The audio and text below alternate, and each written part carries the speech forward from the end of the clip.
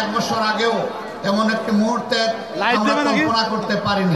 আল্লাহ তাআলা শত শহীদের রক্ত, মজলুমানের চোখের পানির ফোঁটা, পঙ্গু এবং আহত ভাইদের হাজারি শুনে এবং কবুল করে বাংলাদেশের মানুষকে 2024 সালের 5ই আগস্ট ফ্যাসিবাদের হাত থেকে মুক্তি দান করেছেন।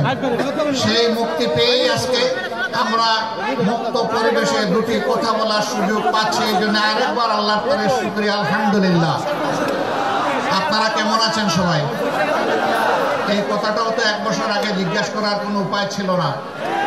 এখানে চুয়াডাঙ্গা জেলার কর্মীরা উপস্থিত হয়েছেন। এই চুয়াডাঙ্গা জেলায় জামাতে ইসলামের দায়িত্বশীলদেরকেও মন ভরে এর আগে গত 15.5 বছর আমরা দেখতে পারিনি, কথা বলতে পারিনি। এসেছি দফায় দফায়, কাজ করেছি চুপি চুপি, চলে যেতে হয়েছে অত্যন্ত সতর্কতার সাথে। কারণ একটা ফ্যাসিবাদ এই জাতির সমস্ত অধিকার কেড়ে নিয়েছিল।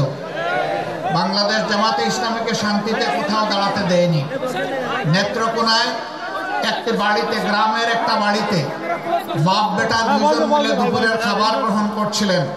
বাবা জামাতে ইসলামের কর্মী, ছেলে ইসলামী ছাত্র শিবিরের কর্মী, দুইজনকে ধরে নিয়ে তাদের বিরুদ্ধে রাষ্ট্রদ্রোহী মামলা দিল।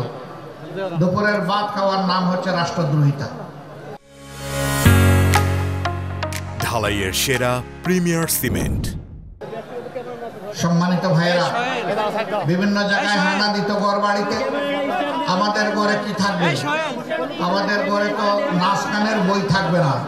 আমাদের ঘরে থাকবে আল্লাহর কোরআন, আমাদের ঘরে থাকবে রাসূল করিম সাল্লাল্লাহু আলাইহি সাল্লামের হাদিস, আমাদের ঘরে থাকবে ইসলামী জ্ঞান পিপাসার জিজ্ঞাসার বই, আমাদের ঘরে থাকবে বিভিন্ন বিজ্ঞান এবং প্রযুক্তির বই, সাহিত্য থাকবে, ইতিহাস থাকবে। এটাই স্বাভাবিক।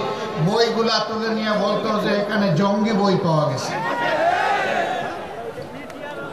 এই জঙ্গি মৌলবাদ কথা বলে বলে গোটা জাতির উপর 15.5 বছর এরা তাণ্ডব চালিয়েছে।